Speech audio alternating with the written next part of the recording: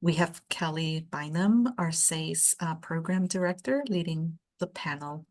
Whenever you're ready, Kelly, you can go ahead and get started. Thank you, everyone, for taking your lunchtime. I know we're all busy, so we appreciate everyone that could make it today, and we hope that what we provide to you is helpful during this hour. We're going to go ahead and start with introductions of our team, and we're going to go in the order of us in the way that we're going to present material today to you guys. So the first one that we are going to start off with is Dr. Kazakova. Hi there. So my name is Dr. Natasha Kazakova. I'm a licensed clinical psychologist in the state of Arizona. So today is actually going to be my last day with SACE, as I am leaving after this. This has been a very wild ride, and I'm really excited to be here on the last day. But I guess during my time with SACE, I did provide individual and family therapy to folks impacted by autism. Provided case management duties, clinical supervision to doctoral interns and practicum students, things like that. So that's probably it for my introduction. Thank you. I'm the second presenter for today, and my name is Kelly Bynum. I'm the program director for SACE, and I've been with SB&H for almost 8 years now. And I've actually been providing services to the autism population for 25 plus years. We're going to stop there and just keep the plus there because I just continue aging myself. It's a great passion of mine. I've started from, providing habilitation, respite services, doing summer camps, working in schools, working in homes, training families, training school staff, group home staff, and then moved into behavior analysis. So I am a board certified behavior analyst. I've been licensed for quite a few years in that role as well. And now in more of an administrative, but still love to go in and get my direct care moments here and there with the opportunities we have with the SACE program. And I'm super excited to be here today. Our next one is going to be Alexis. Hi, my name is Alexis Prinslow. I'm also a board certified behavior analyst. I work out of Erickson, but I kind of work all over right now, between the Valley and all the places. I also do, in-home services in clinic. I also work in the schools, working with teachers, parents, staff. I've gotten the opportunity to work with our RBTs and provide group supervision to them, which I really, really enjoy. Talking about the concepts of ABA and all that good stuff. I've been working in the field for 8 years now, I think. And I've been with SBH. This will be my second or third year. I don't know. I don't know. I love it. I love working here and this team. Yeah, that's me.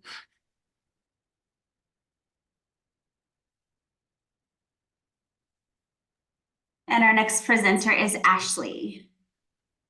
Hello, everyone. Thanks for joining us today. My name is Ashley Rogers. I am also a board certified behavior analyst. I have been in the field for coming on 16 years now. I am the program coordinator. I oversee our day program for young adults, and I also oversee our residential programs. Like Alexis, I have the great pleasure of supporting our RBTs, both at the day program and providing services in our transitional housing and our 24-hour sites. We do have a new site opening up soon, so I'm really excited about that. So stay tuned as we join some of the other meetings, as we have the opportunity to do that, and you'll have some more information coming your way as our program continues to expand. I've been with SB&H for 4.5 years. So this is our third time we've been invited to speak during the month of April about our passion supporting the autistic population. So again, thank you for joining us, and I look forward to the next hour. All right, so we have some polls today that we will be presenting in between the topics, just to kind of get a feel of how to direct some of our conversations to the group so it's beneficial for everyone. And I'm going to go ahead and launch our very first poll. And go ahead and feel free to answer whenever you get a moment. I'll leave it up here on the screen for a couple of seconds here. And then Dr. Kazakova will go ahead and take on from there. And if I could also ask for Ashley, Kelly, and Alexis to not provide their responses to this question. Thank you.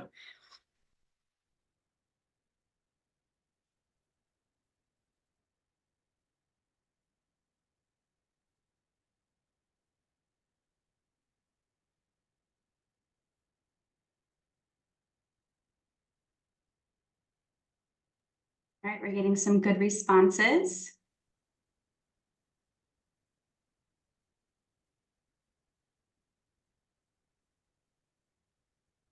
Can everybody see the responses of everybody, or is it just you guys can see the poll? Just the poll. Okay, I'm gonna end the poll and see if I can show the results. If not, I will let you know what they are. I can share them. Okay. Perfect. So here are our results from the poll, and you can go ahead and start, Dr. Kazakova. Okay, so the reason why I asked this particular question, this is actually a question that was asked to a group of 50 clinicians in a research study done in England in 2018. It was about 50 clinicians who were coming in for a group similar to this. They wanted to learn more about autism, and they weren't specializing in treating it. So the same question was posed to all of them to see what the responses would be. And the outcomes, as I'm comparing them side by side, were actually actually very similar. So we have 63% of you have reported feeling somewhat confident or slightly confident in providing therapy to ASD clients.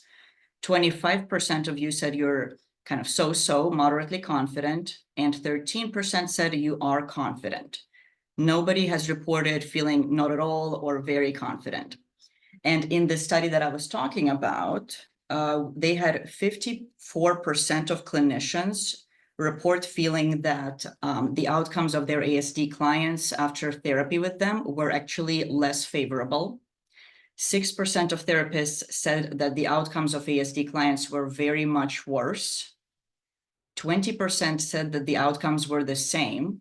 So at this point, we have about 80% of therapists saying that the best they had is that the client had no progress in treatment. And 6% of therapists reported improved functioning in ASD clients. So I thought that was pretty amazing, given that. So I did some research into what are some of the factors that are associated with feeling less confident when working with this population.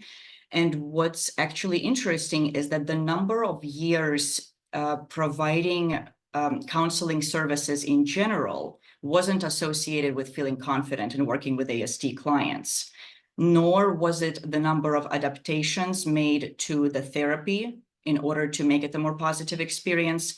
That was also not related to therapists feeling more confident. What was related to therapist confidence was the amount of specialized autism training that they've received. So in other words, they could be a fairly newer therapist, but if they had a really good high quality training in autism and they were an outpatient provider, they would feel more confident in providing therapy to ASD clients. Now, I tried to do some research to see if therapist confidence is actually associated with improved outcomes in clients, and I couldn't readily find things for that. But there does seem to be evidence that if the patient feels confident in the therapist and the therapy, that leads to better outcomes. And I would imagine that a client is always picking up on our level of comfort in the room.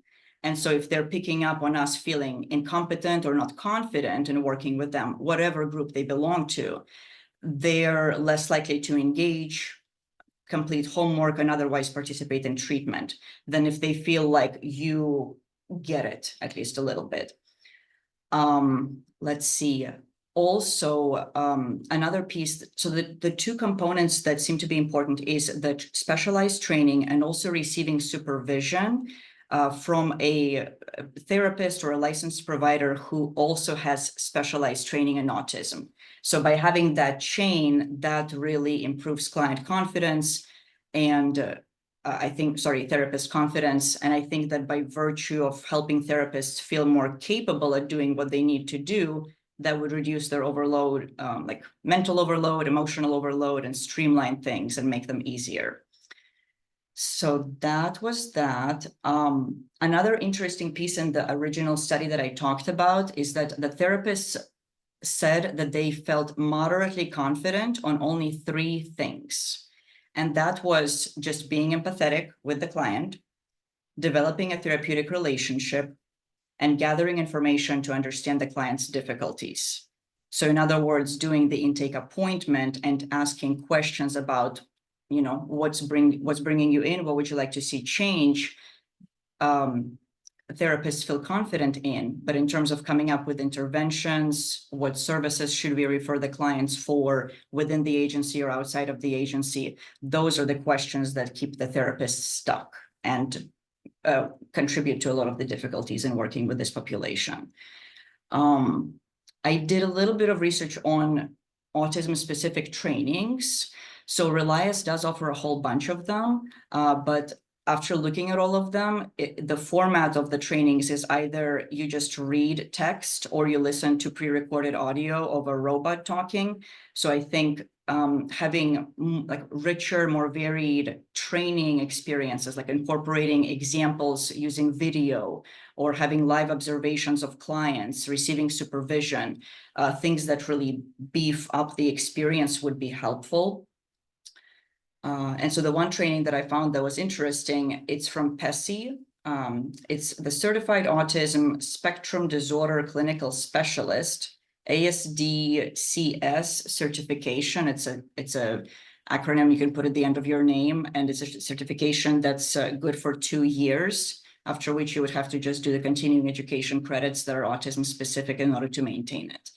I don't know if this is something that outpatient therapists at Southwest want to pursue, because that would make you much more specialized. And we do have the SACE department.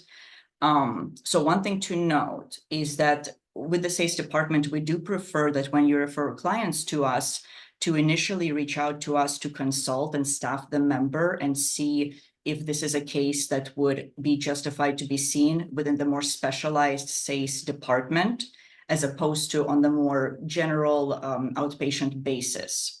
So maybe something to keep in mind for outpatient therapists is that if you're working with clients who are on the spectrum and have better language abilities, fewer speech problems, and they're generally have fewer impairments and can engage in therapy socially better, they may be okay to be seen on an outpatient basis, because maybe their socialization problems are just not severe enough to justify the more specialized SACE therapy.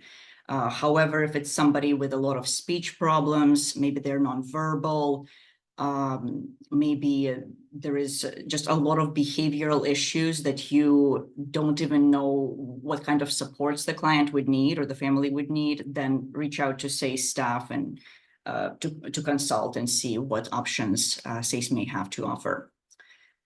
A couple things I'll just mention real quick. So specific adaptations to use with ASD clients in therapy that have been found to be consistently effective. Although again, keep in mind, just because you're using all of them doesn't mean you'll feel more confident at working with this population. But thoroughly explaining rules and expectations of therapy is important. So don't assume that the client is going to know what therapy is like. Maybe they've never participated. And with clients with autism, we often may see a discrepancy between, let's say, their age and what we think they should be, the level they should be functioning at, and the level that they're functioning at, whether that be their adaptive functioning, ability to just get through the day, ability to socialize and get their needs met, whatever it may be. So thorough explanation and going back to basics, because the more thorough and clear you are right off the bat, the more that structure is going to help carry you through the rest of interactions with this member.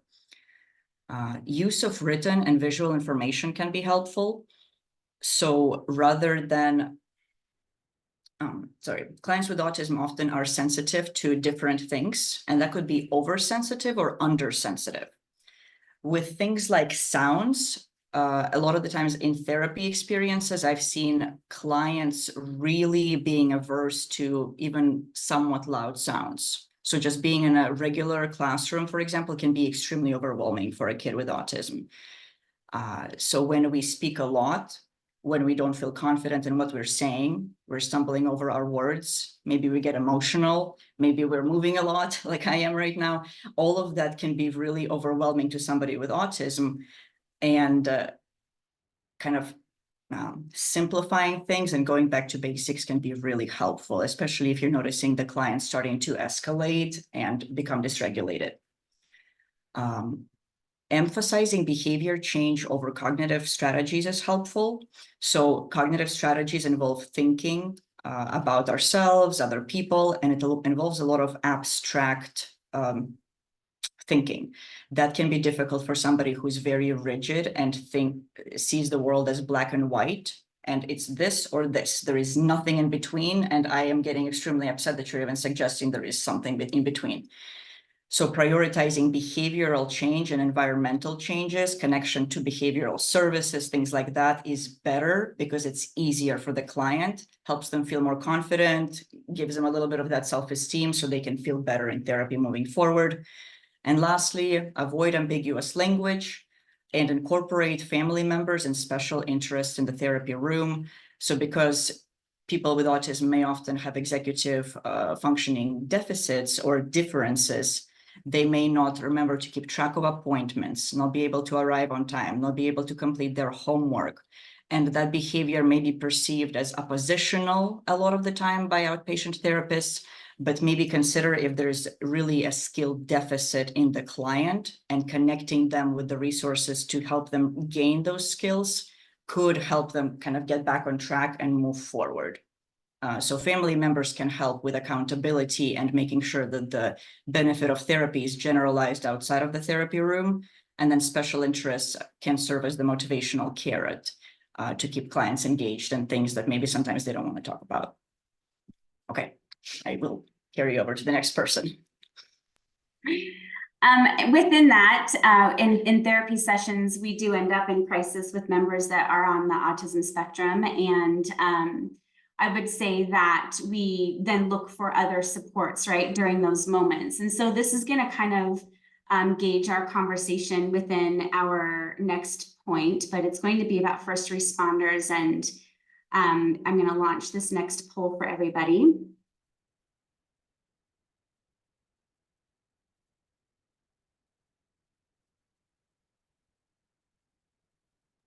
We're still not answering, right, Kelly? Correct. Yeah, we won't Okay, answer any of the polls. I just want to make sure.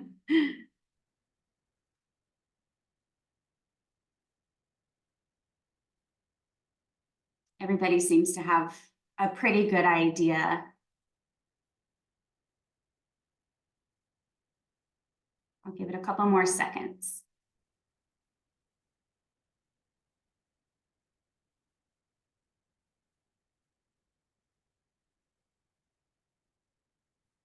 Okay, and our results are pretty fair.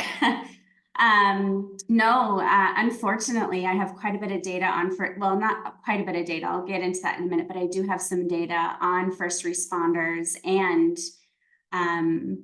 some of the training that's missed or opportunities that I think are missed within our first responders. But when we're having a crisis in one of our clinics, the first thing we want to do is call police.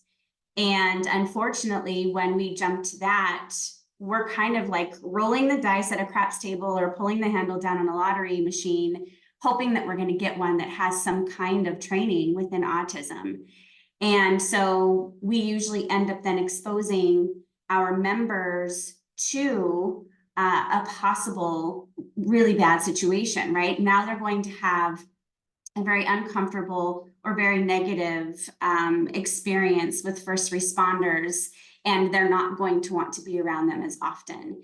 And a lot of the times this is due to their lack of communication, then maybe not understanding the instructions they're being asked, so they don't respond quick enough. And I'm sure that many of you have seen the news reports of, you know, them being shot or, you know, mishandled, and it happens to every population. It's just not the autism population but due to their lack of training, there is so much that could be avoided in these types of scenarios if they were prepared to address them and be educated about the population. And with the numbers being 1 and 36, I believe is what it is at the moment, they're going to encounter an individual with autism more frequently than the average person. So they're out in the community helping people. We're not interacting with people as often as first responders. And so they come encounter with the autism population more than any of us being out in the grocery store or at a ballpark or whatever. And so we really need to think about that when we're calling them to help us and how damaging it could potentially be for the member that we're serving. And if it's really going to fix our situation. The first thing that comes to play is, what am I expecting that police officer, firefighter, it's usually the police officer, what am I expecting them to do? What is the outcome that they're going to provide to me? Because usually your neurotypical person would be responding appropriately. They'll get in the car, they'll sit down, and our members are not at times, right? Sometimes some do and sometimes they don't, depending on how they're affected by their autism. And so due to those responses being either looked at differently or understood differently, or they just don't do it the way that the police officers had expected, it ends up in a dangerous situation. And so a lot of the times when people are out in the community, they have a really hard time, including first responders, just recognizing a person that's on the spectrum. And usually they're assuming that, oh, they're mentally ill, you know, they have some crazy disability, they're on drugs, or they're just being antagonistic. And it's a horrible feeling, obviously, to have someone judge you that way. They know that they're being judged that way just because they may not be able to communicate it. They know what's going on, and it can make them more agitated in the community as well. Which doesn't help the situation either. So with one of the articles that I was reading, there's very little data as far as first responders and training and giving them effective training. And we've actually made not a partnership, but have collaborated with a gentleman through Gilbert Police Department. And we're advocating really hard for first responders to get the training that they need, but I think that therapists need the same kind of training as well. And I think the community needs better training with this population. But it's really sad to see how little numbers and how much, I guess, data they actually take on this topic when they interact with them so often, right? So they were in a room with 51 members that were all first responders, firefighters and police officers. And when they asked who knew that they would acknowledge someone with autism, only one person out of those 51 people said, yes, I can acknowledge that someone has autism. And it's due to experience, family experience, personal experience. It has nothing to do with their training that they had received within their, it's not their agency, but within their department. So then they asked, you know, if they got a call, how often is it revealed that a member has autism? And 16% said that they have come onto a scene when autism has not been verbally displayed that the member has autism. And there's been unsuccessful outcomes when they don't know, or the fact that they don't understand what's going on. A little over 1/3 of them specified no experience with a call that identified a victim with autism. And 14% indicated that in an unsuccessful situation, they did not know that an individual had autism until afterwards. And I'm not saying that every individual should be forced to claim or tell everybody they have autism, because I think that's kind of weird too. If I woke up and said, oh, hi, I'm Kelly, I have ADHD, or hi, I'm Kelly, I'm depressed. That's not something that would come in a normal conversation. It should be up to the individual if they want to share that information with others or not. And it's not our place to decide. But if we feel that it's an unsafe situation, I have disclosed that information to make sure that first responders understand how to respond to the situation. And I let them know beforehand that that might happen if I'm dealing with a member that could engage in to be non-responsive, to not follow directions. Just to make sure they know that I will disclose that to ensure their safety.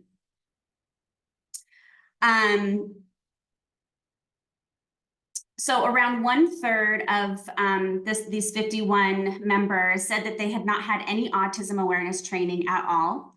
63% said that they received autism awareness training, part of their department training, but it was a small little overview of what autism was, and it doesn't go over any tactical training on how to actually respond to someone that's in the community during a crisis situation. And so it's easy to say, okay, when someone's calm, go ahead and go up and try these basic skills and see if you can manage it, versus having someone that's elevated or scared out of their mind or in crisis and have them follow the same directions. And so just as far as members in the population, most of them are very law-abiding citizens.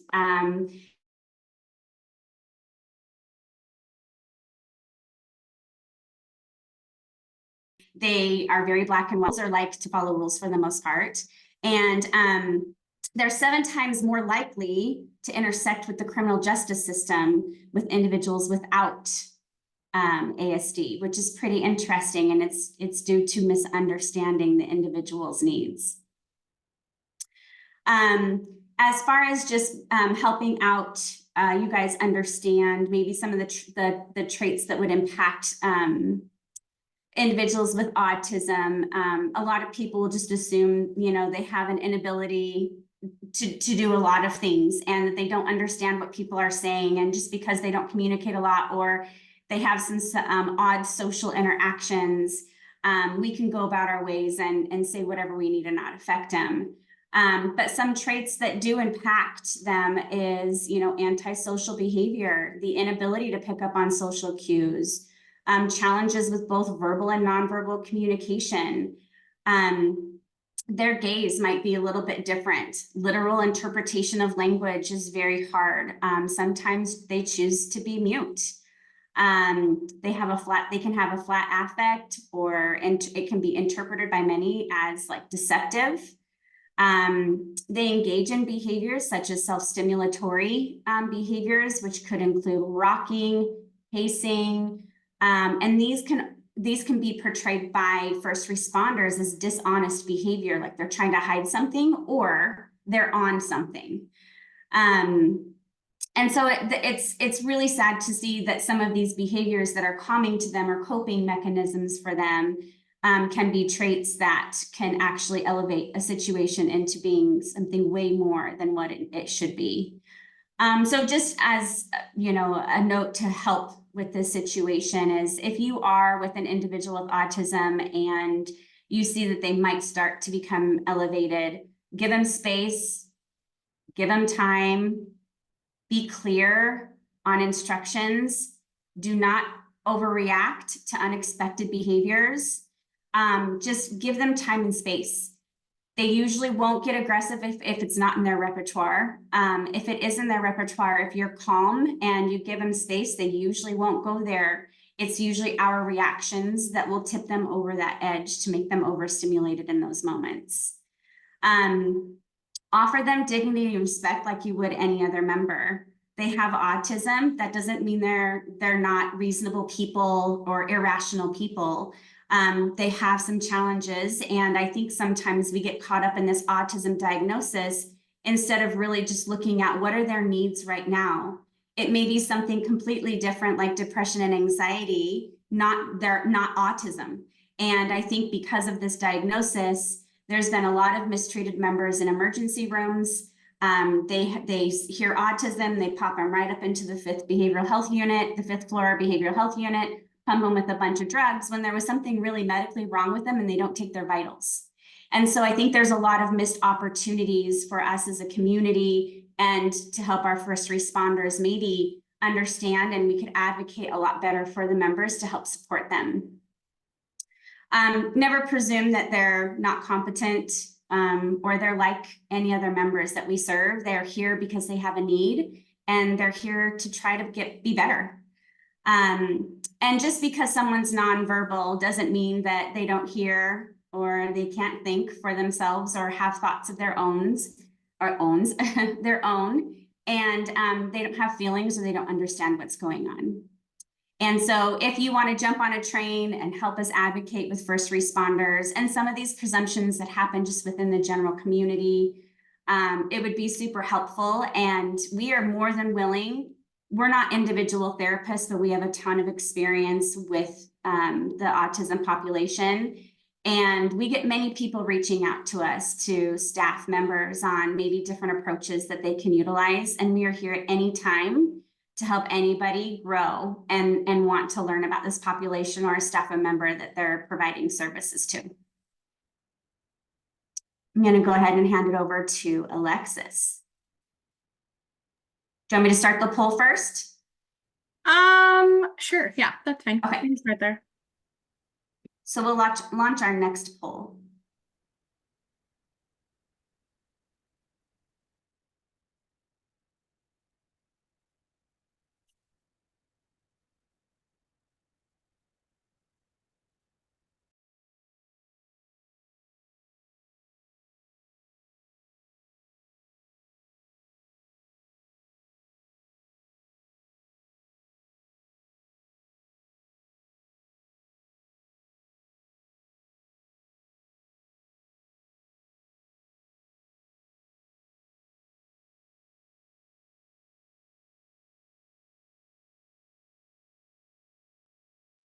Okay, I'll give it a few more seconds and then I'll share our results.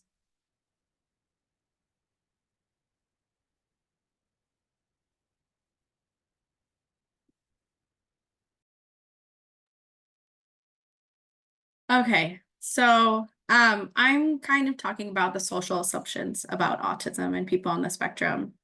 And I put together these questions because these are all assumptions that I hear all the time from professionals, parents, teachers, peers talking about autism and people on the spectrum.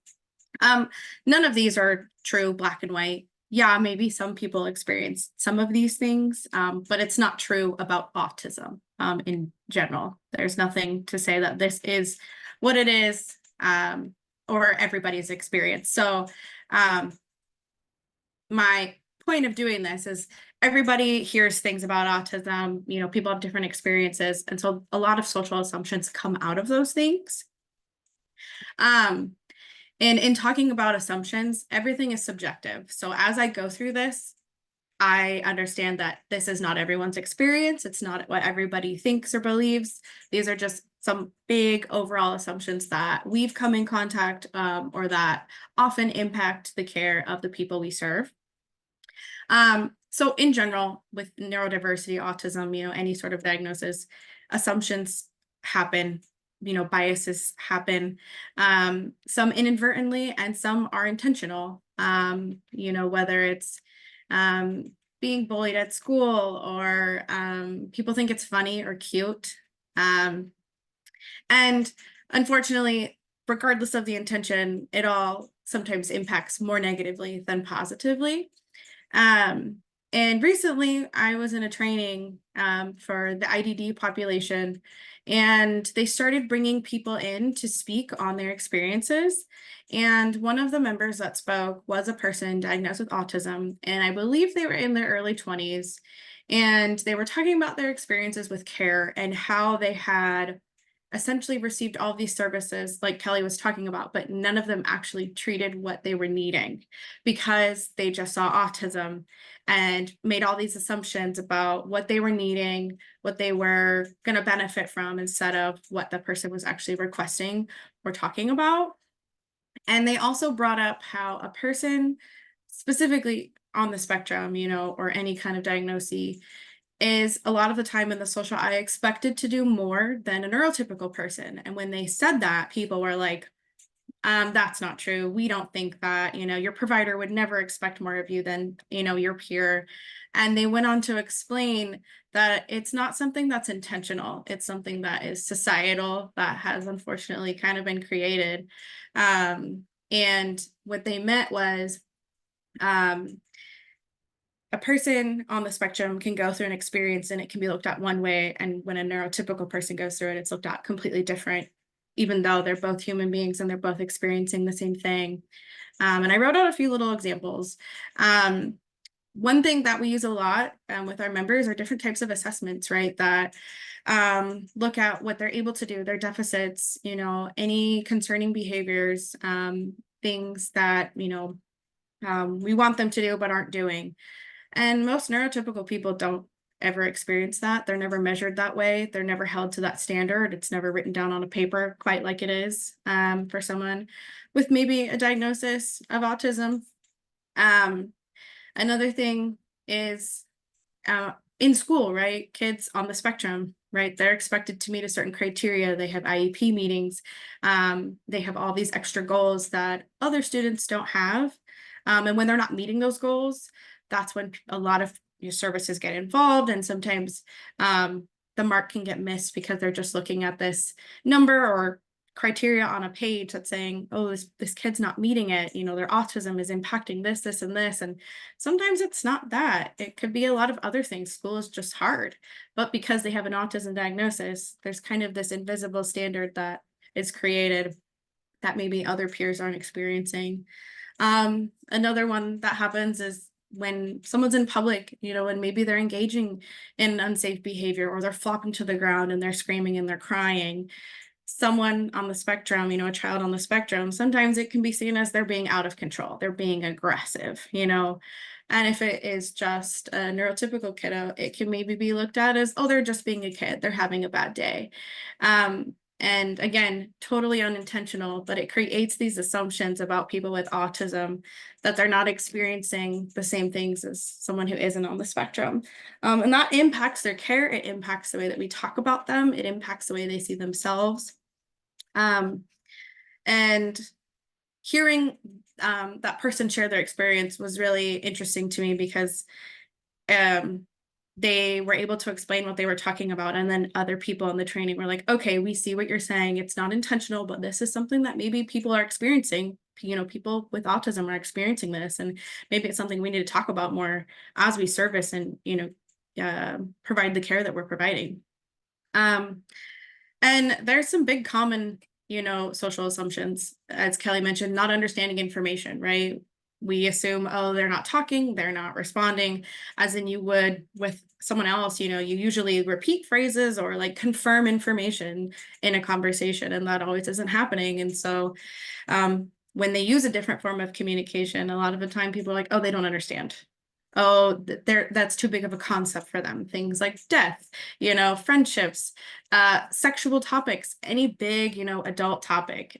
Sometimes people assume that that's out of their repertoire, maybe because they're not communicating in the same way. And that's not always true.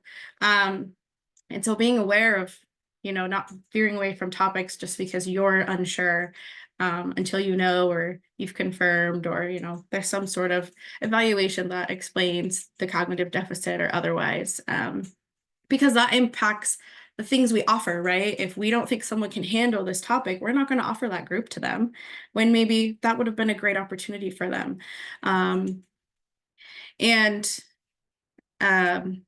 We do see a lot of different types of communication in on the people with autism and on the spectrum. And there's not one that's better than others. And I think there's a huge social assumption about verbal speech is the best way to communicate, and it's the most socially appropriate, you hear that a lot, what's appropriate versus not appropriate. And that in itself, it's subjective, right? We can talk about safe versus unsafe, but appropriate versus not appropriate is very subjective based on where you are, what's important to you, your family, your culture, a million variables. And so being aware that, when you come in contact with a member who maybe does use a different form of communication, like that's great. They're communicating. We want communication over an unsafe behavior any day. And if you're unsure about how to interact, reach out. As Kelly said, we would gladly go through it with you, talk about it, explain the system to you, and I'm sure family, parents, caregiver, whoever would really appreciate your interest in it, in trying to understand and involve the member in the service, in what's going on, versus just saying, oh, they don't use verbal speech. We're not going to bother with that then. And I know I mentioned big topics. That's something that comes up a lot, especially as we get into the older population. And I know Ashley deals with the bigger topics and the population she works with. And it's something that comes up a lot is, well, what's appropriate for them to be doing? What's not appropriate for them to be doing, and really being aware of your own assumptions about it and your own biases about it. Because just as a young adult, who isn't on the spectrum would engage in a romantic friendship, sexual relationship, so would someone on the spectrum. It's just about education, explaining concepts, learning about it and having open dialogue about it. Because I think there is a big social assumption about, oh, they can't do those things. They can't have real friends, they can't actually have a romantic relationship. They don't understand what love is. And as Kelly mentioned, just looking at them as a person versus a diagnosis, it makes a huge difference, because when you think about it that way, everybody experiences love. Everybody, wants to be wanted in whatever way, romantically, a friendship, a sexual relationship. And that's all really important for quality of life, which is also something we talk about a lot in our work is, what is going to improve quality of life for this person. And so having those open dialogues about those big topics is important. There's nothing saying that they can't do these things or that we shouldn't talk about them. If they ask a question, let's have a conversation about it, and not, oh, we're not going to talk about that because that's not appropriate. Because again, communication over any other behavior is what we're, it's huge, it's big, it's what we want, it's what we teach the people we work with. And it's really important, as from birth through death, that this is a skill they learn to do, to advocate for themselves, to get what they need. And another big thing that we come into contact a lot with this social assumption is like what aggression is, and what it's not. And, out in public, like I said, if someone's flopping on the ground and they're screaming and they're crying, someone might look at that and be like, oh, that's so aggressive. They're being so loud, they're screaming. Maybe they're even using threatening language or curse words. And for us, we look at it in kind of a different lens of, well, what are they actually doing? Are they hurting themselves? Are they hurting other people? And that's kind of how we kind of figure out, is this really aggressive? Do we actually need to do anything? Like Kelly was talking about, when you bring another party in, a police officer, what are they going to do, to kind of help or de-escalate, right? And sometimes adding that piece in, as she said, does actually, bring aggression if it's in their repertoire, or if they feel that threatened. And sometimes it's really avoidable. It's how we respond. It's giving them space, the time, waiting, and recognizing that maybe they're just having a big feeling. Maybe they're really having a hard time tolerating the situation that they're in, versus always just assuming, oh, they're being aggressive. It's aggression. They're an aggressive person. Because I've worked with, I don't know how many people anymore, and individually, one-on-one, I spent 40 hours a week with the same kid for 3 years. And yeah, they hit, bit, threw, but that was in certain instances at certain moments. And most of the time they were wonderful to be around, and working through those situations to teach them that communication so that those behaviors weren't happening anymore. That's the whole goal. But when we kind of just put that label on of, oh, they're aggressive, I can't work with them, I can't have them in my office space. There's so many things you could try before, we would just say, oh, this is too much, and I was actually talking about it with someone about how we de-escalate. And again, those don't fit the social norms either. We're waiting, we're giving them space, we're giving them time. We're not just shutting it down or making them be quiet. And there's a reason for that. You know, forcing someone to be done being upset doesn't usually work for most people. I know it doesn't work for me. You know, I need my moment. And sometimes that moment looks differently. But it doesn't mean they're being aggressive or they're a danger. You know, it's really looking at what they're actually doing. Because I know we get different referrals and things, and sometimes people will put aggression and then we ask what it is, and you know, it's, you know, they're using curse words, or maybe they're you know, throwing toilet paper or something, and things that aren't necessarily aggression but get labeled aggressive because of, you know, kind of societal norms. So just being aware of like what aggression is and what it's not, and how our own thoughts and feelings kind of play into that when we're working with people on the spectrum. And then these assumptions kind of get created as people talk. You know, people read misinformation, or they see a post somewhere, or they heard about an experience of, oh my gosh, my cousin's sister has this kid on the spectrum, and oh, they broke another window, you know, without actually getting all the information. And then it kind of just becomes this ball of misinformation that just continues this narrative about autism and people on the spectrum. And most of it is incorrect.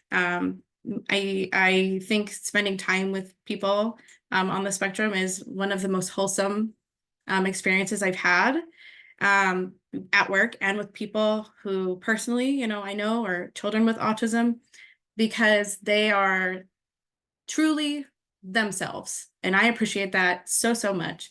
And so, you know, when you hear something or you read something, asking questions, right? Versus just being like, oh, that's fact, you know, that's true. This is how it is for everybody on the spectrum. Because usually it's not. And it's our job to kind of disseminate that misinformation. And we're here, as Kelly said, to be a resource. You know, we love to talk about this. Email us, call us, ask us questions, because we all really, really love this population, and you know, we want to give correct, helpful, supportive information. And along with that, you know, people can unintentionally engage in microaggressions with this population, completely unintentionally, because of lack of information or lack of understanding. So asking questions, learning more, all of that can help kind of disseminate that misinformation. And kind of the last thing that I wanted to talk about is, I hear a lot of the time from clinicians is, oh, I saw someone with a diagnosis and I immediately thought of SACE. And I love that. But also, as we've been talking about, there are other ways to work with these members, to give them resources, and we might not always be the best fit. You know, outpatient could very well have the right tools and knowledge to help these people.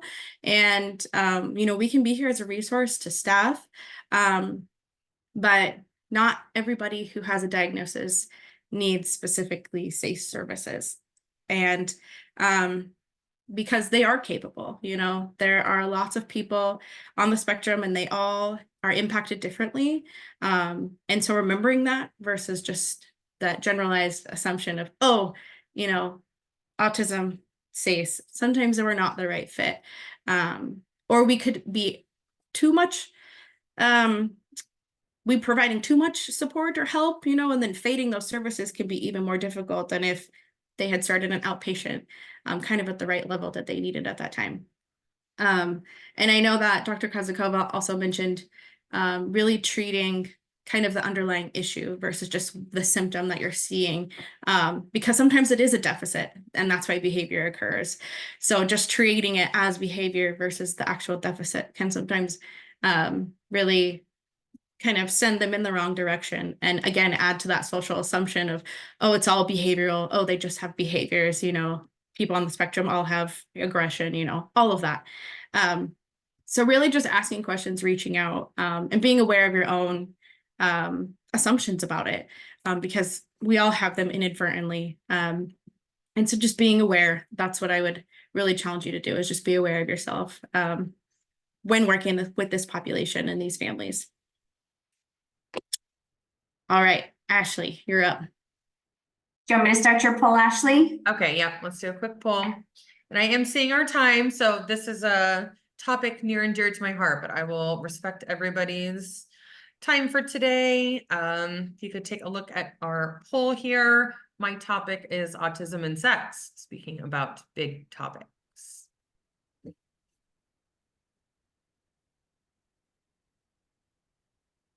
Is everybody seeing the poll? I am not yet, nope. No, okay, it's doing something funny.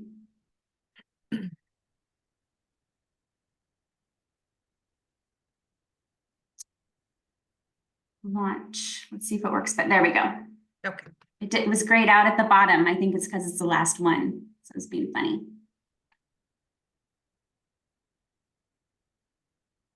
Okay, just for the sake of time, while everybody's answering that question, I will get started. So I really want to spend the next few minutes to discuss and normalize the conversation around autism and sex. And yes, all right, so 100% answered true. Limited sexual knowledge and experience combined with social deficits can expose individuals with autism to a high risk of victimization. We'll get to a little bit of that data in just a little bit.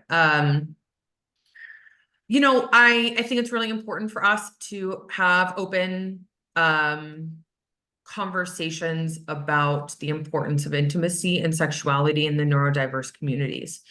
I, hope to spend the next few minutes to really discuss that individuals and debunk the misconceptions. Just like the wonderful ladies before me had lots of conversations about, and why we're presenting this, right? We want to assume competence and really work hard to address the misconceptions that the autistic community faces. Including that individuals are asexual or not able to maintain romantic relationships due to their autistic symptoms. I really like this quote by an autistic adult named Michael John Carley. He said, "While not sex positive, the autism world isn't sex negative. It wants to move forward, and it does move forward, but at such a slow pace that the discrepancy is beyond noticeable, and the knowledge gap grows steadily between us and the neurotypical world." 1 in 36, Kelly is correct, is the current diagnosis for autism. So, last year I discussed our shifting away from the low functioning, high functioning labels and really looking at our levels of support. Now, just for time, I don't have as much time to go over all of that as I would like, but I would really strongly, if you're not familiar with the levels of support, to go do some research, just like Alexis, Dr. Kozakova, and Kelly all mentioned, obviously knowledge is power. So, even kind of just reading through what the levels of support really is going to present. And I think it's going to give us at least a starting point to start capturing maybe some of the deficits or social needs that some of our individuals with autism may be presenting with. So, I think generally speaking, individuals with autism have difficulty in their social communication. That can include reading eye gestures and expressions. They may have stereotyped or repetitive language, that excessive adherence to routines, some of the fixed interests that Dr. Kozakova was noting. We're seeing that social cognition, which concerns the detection, processing, and use of that social information. And that can really impact that regulation of interpersonal functioning and effective social behavior, which of course is going to affect our relationships, whether that's friendships or sexual relationships. So a little bit of that background and really looking at those different levels too. The sarcasm, the jokes, all those things that are really important to maintain friendships, and flirting, those can be really difficult when our social interactions may not fit that stereotype, that social norm that Alexis was speaking of. So kind of moving into some of the misconceptions, like I said, autistic people, right, that this assumption that they're asexual, undesirable, or uninterested in romantic relationships are just that, misconceptions, right? one of the fundamental difficulties that people with autism face is behaving in ways, right, that is socially acceptable, viewed, and accepted as socially appropriate by their neurotypical peers. So those limited social interactions and other social emotional factors, that anxiety we've talked about, that peer rejection, the frustration, isolation, those can all be additional barriers to forming romantic relationships. So asserting their sexuality due to these prevailing notions that they're unable to consent, which has been historically shared by medical professionals, therapeutic professionals, can really contribute to that infantilization that we've been kind of hinting at throughout our presentation, right? This process that disabled people are stripped down to that childlike dependency, right? We're removing their agency, and it really does take a toll on self-esteem, right? We're stripping that dignity, humanity, and it really is perpetuating those misconceptions, which leads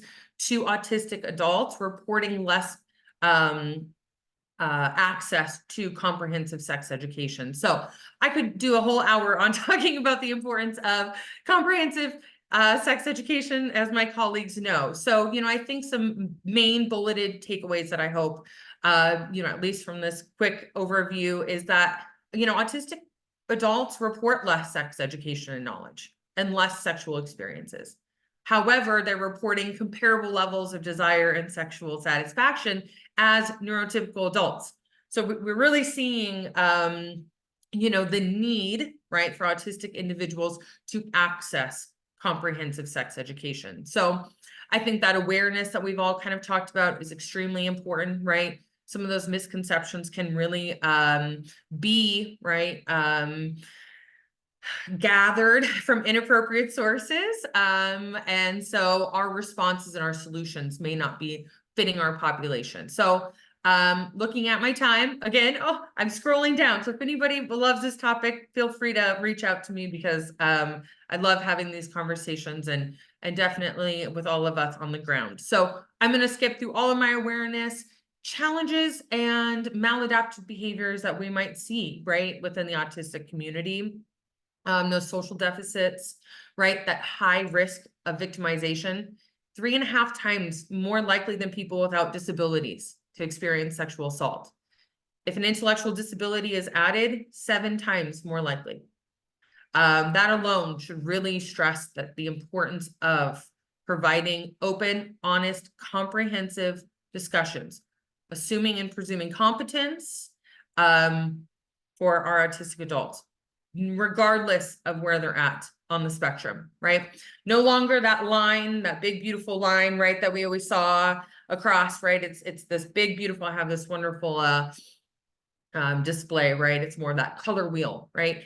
Where all of our individuals are coming with different needs. So again, kind of mirroring some of Kelly's and Alexis and Dr. Kozakova, which we'll love. We'll still reach out to you, Dr. Kozakova, for a consultation and collaboration. We are always here if there is someone you would like to staff with us. Really, I think my main takeaways, we should really be understanding the present day concerns of eugenics, right? The historical context. We should provide comprehensive sex ed without shaming, stigmatizing, stereotyping people with disabilities about their range of sexual identities and behaviors.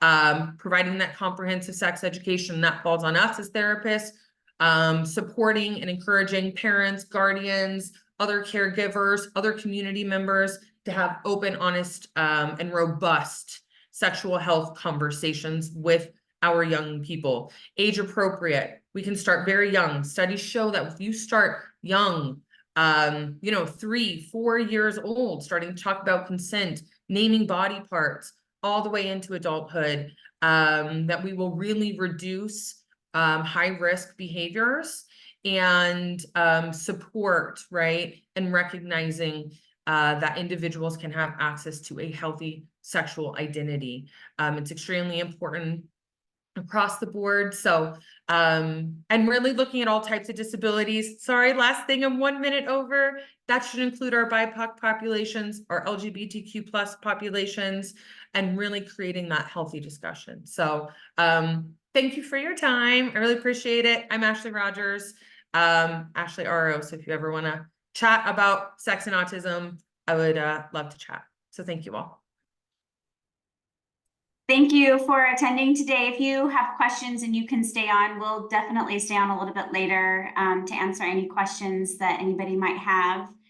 We appreciate you spending your lunch with us. I know that it's busy days, and we hope that what we provided you today was helpful. Have a wonderful rest of the day, everyone.